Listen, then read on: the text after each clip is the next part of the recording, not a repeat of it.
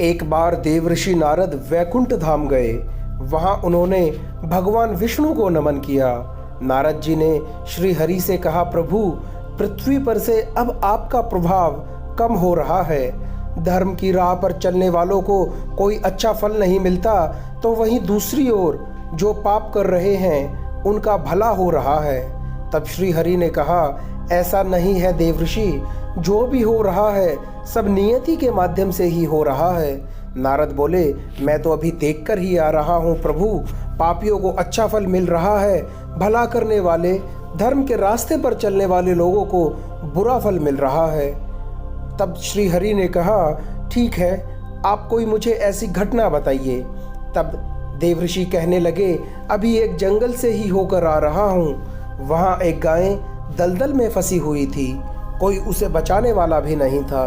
तभी एक चोर उधर से गुजरा, गाय को फंसा देखकर भी नहीं रुका। वह उस पर पैर रखकर दलदल लांघ कर निकल गया। आगे जाकर चोर को सोने की मोहरे से भरी एक थैली मिल गई। कुछ देर के बाद वहां से एक वृद्ध साधु गुजरा। उसने गाय को बचाने की भरपूर कोशिश की। पूरे शरीर का जोर लगाकर उसने गाय को जैसे तैसे बचा ही लिया। लेकिन मैंने देखा कि गाय को दलदल से निकालने के बाद जब वह साधु आगे की ओर बढ़ा तो एक गड्ढे में गिर गया। प्रभु, अब आप ही बताइए, यह कौन सा न्याय है? नारद की बात सुनने के बाद प्रभु बोले, यह सही ही हुआ।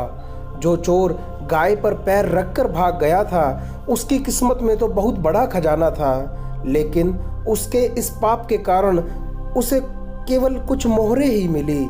तो वहीं दूसरी ओर साधु को गड्ढे में इसलिए गिरना पड़ा क्योंकि उसके भाग्य में तो मृत्यु लिखी थी, लेकिन गाय को बचाने के कारण उसके पुण्य बढ़ गए और उसकी मृत्यु एक छोटी सी चोट में बदल गई।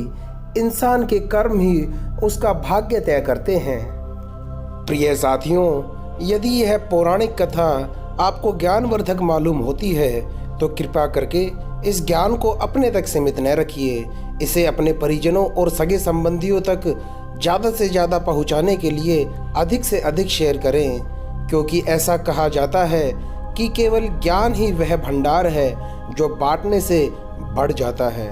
बाकी तो आप सभी लोगों की मर्जी है। मैं अब आपसे विदाई लेता हूँ और अपनी वाणी को विराम देता हूँ। फिर आपसे मुलाकात होगी किसी और नए वीडियो में, किसी और ज्ञानवर्धक एवं रोचक विषय के साथ। तब तक के लिए जय श्री राम, जय श्री कृष्णा और हर हर महादेव।